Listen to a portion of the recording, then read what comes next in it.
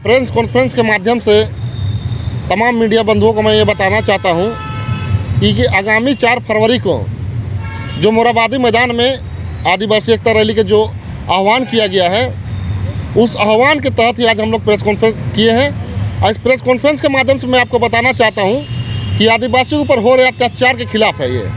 और मैं बताना चाहता हूँ ये भी आपको कि जैसे आप छत्तीसगढ़ में जैसी सरकार बनी, वहाँ हसदेव जंगल काटा जा रहा है और वहाँ पर बसे हुए जो हमारे आदिवासी और मूलवासी जो वहाँ के भाई हैं, उन सबों को मारपीट करके वहाँ से भगाया जा रहा है। ये मुद्दा हुआ एक।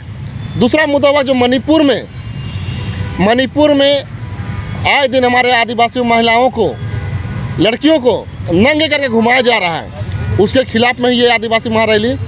और आपने देखा होगा कि मध्य प्रदेश में एक विधायक बीजेपी के उसके प्रतिनिधि, उसके द्वारा एक आदिवासी के बारे में पेशाब किया जाता है, उसके खिलाफ है।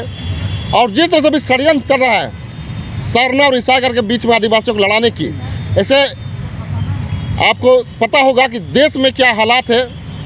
देश में जिस तरह से अभी हमारे राष्ट्रपति बनाए जाते हैं आदिवासी को, और उस आदिवासी को संसद भवन में नहीं बुलाया जाता है, सबसे दुख की बात है। और राम मंदिर में भी नहीं बुलाया जाता है। मतलब एक तरह समझिए कि आदिवासी को मुखौटा को बना के खड़ा कर देना रबड़ स्टैम्प की तरह, और आदिवासियों को यूज करना, ये बीजेपी भारतीय जनता पार्टी के लोग ऐसा करते हैं। और इसी को मुंह तोड़ जवाब देने के लिए हम लोग 4 फरवरी को हम लोग इसका पूरा विरोध प्रदर्शन करने के लिए एक तरह समझिए कि एक महारैली का आयोजन किया गया है। और इस महारैली में आपको बताना देना चाहते हैं हम कि ईडी के खिलाफ आक्रोश जो लोगों के जो मन में जो भरा हुआ है, वो पूरा आक्रोश के साथ पर हरवे हथियार से लैस होकर के लाखों के भीड़ में लोग पहुंचेंगे, आदिवासी एकता रैली अपना परिचय देंगे और ये मोराबादी खचाखच भरने का प्रयास हम लोग करेंगे। ये आदिवासी रैली मत का, ये महारैली हम लोग इसको कह सकते हैं। ये भाजपा के विरोध, एक चीज़ आपको बता देना चाहते हैं, आदिवासी शुरू से ही भाजपा का विरोध किया है। और भाजपा आदिवासी को वोट लेने के लिए एक आदिवासी को राष्ट्रपति बनाया, लेकिन आदिवासी राष्ट्रपति बनाने के साथ आपने देखा हुआ उसके साथ क्या क्या हो रहा है। आप देखिए, राम मंदिर में नहीं बुलाया जाता है, संसद भवन में नहीं बुलाया जाता है।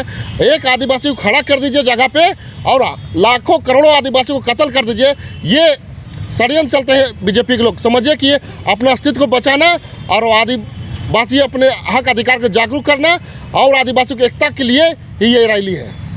तो क्या आप लोग इस बात को स्वतः स्वीकार रहे हैं कि आदिवासी जो है वो कई टुकड़ों में बटा हुआ है, उसको एक जगह एकत्रित संगठित करने की ज़रूरत है? देखिए, कोई भी समाज की अगर हम बात करें, आदिवासी की नहीं बात करें, हिंदू की भी बात करें, मुस्लिम की बात करें, सिख की बात करें, चाहे ईसाई की बात करें, सभी कुछ ना कुछ टुकड़ों में बटे हुए हैं। सच्चाई मैं बता देना चाहता हूँ, मुस्लिम का कहेगा तो सिया सुन्नी में बटे हुए हैं, है ना।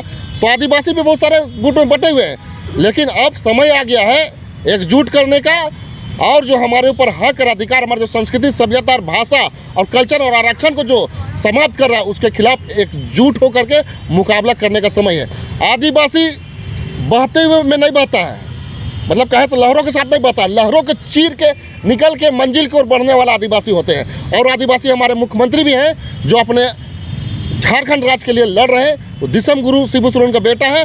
आज वो ईडी का सम्मान का उनको जवाब दे रहे हैं। और हम लोग यहाँ प्रेस कॉन्फ्रेंस के माध्यम से ही बता देना चाहते हैं कि ईडी अगर कुछ गलत करती है तो ये आदिवासी समाज उलगुलान करेगी।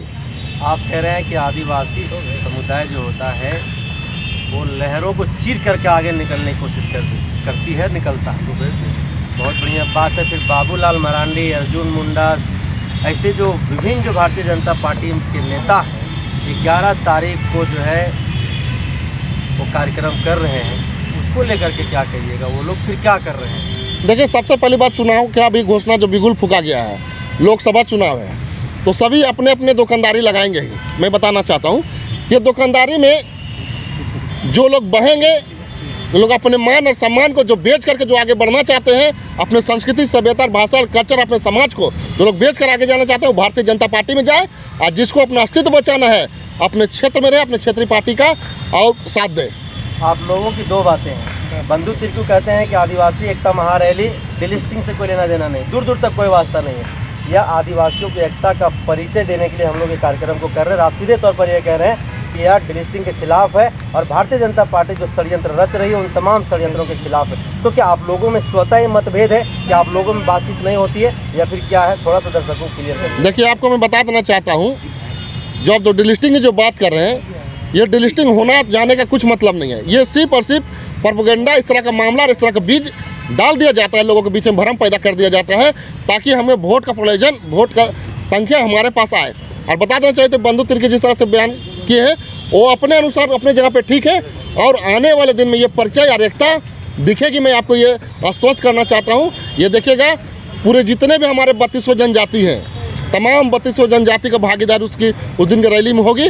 और राज्य के, झारखंड राज्य के बाहर के भी आदिवासी को निमंत्रण देने का काम हो रहा है, और बाहर के राज्य के आदिवासी भी आएंगे अपने हक अधिकार को आवाज़ उठाने के लिए। भारतीय जनता पार्टी कह रही है कि ईसाइयों का कार्यक्रम है जो 4 तारीख को होने वाला है।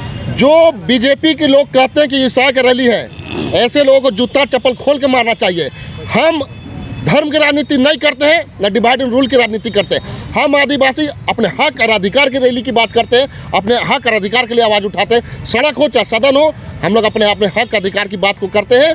और ये किसी से छुपा हुआ नहीं है कि जब भी बीजेपी की सरकार आई है, आदिवासी उल्गुलान किया है, सड़क पर उतरा है, ये सब चीज़ देखा हुआ है।